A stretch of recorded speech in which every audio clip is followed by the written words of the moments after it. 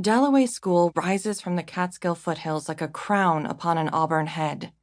Accessible only by gravel road and flanked by a mirror-glass lake to the east, its brick-faced buildings stand with their backs turned to the gate and their windows shuttered. My mother is silent in the front seat. We haven't spoken since New Paltz, when she remarked on how flat the land could be so close to the mountains. That was an hour ago.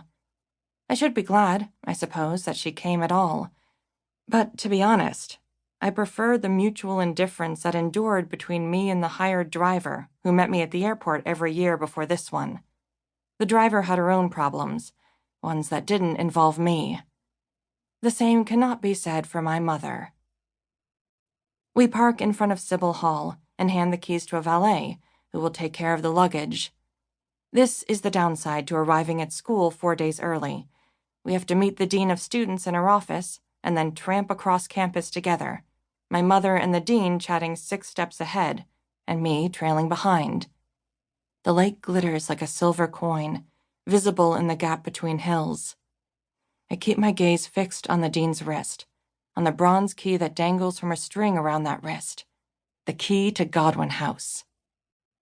Godwin House is isolated from the rest of campus by a copse of balsam firs, up a sharply pitched road and perched atop a small ridge, unevenly, as the house was built 300 years ago on the remains of an ancient avalanche.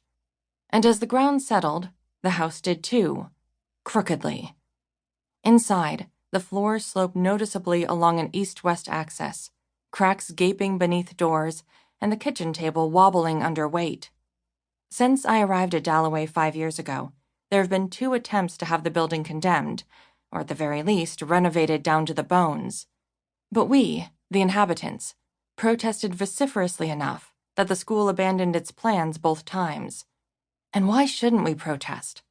Godwin House belongs to us, to the literary effete of Dalloway, self-presumed natural heirs to Emily Dickinson, who had stayed here once while visiting a friend in Woodstock.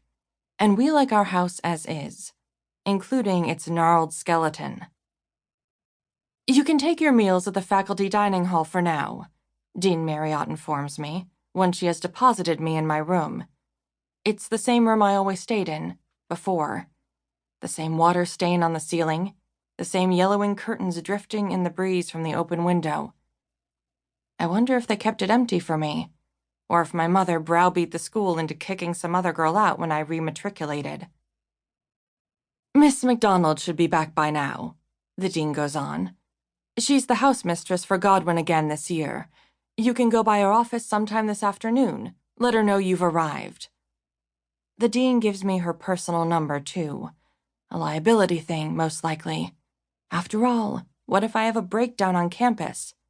What if, beneath the tailored skirt and tennis sweater, I'm one lonely night away from stripping off my clothes and hurtling naked through the woods like some delirious maenad? Better to play it safe. I take the number and slip it into my skirt pocket. I clench it in my fist until the paper's an inky nugget against my palm. Once the dean is gone, my mother turns to look at the room properly, her cool gaze taking in the shabby rug and the mahogany dresser with its chipped corners. I imagine she wonders what becomes of the $60,000 she pays in tuition each year. Perhaps, she says after a long moment, I should stay the night in town, let you settle in. It's not a real offer, and when I shake my head, she looks relieved.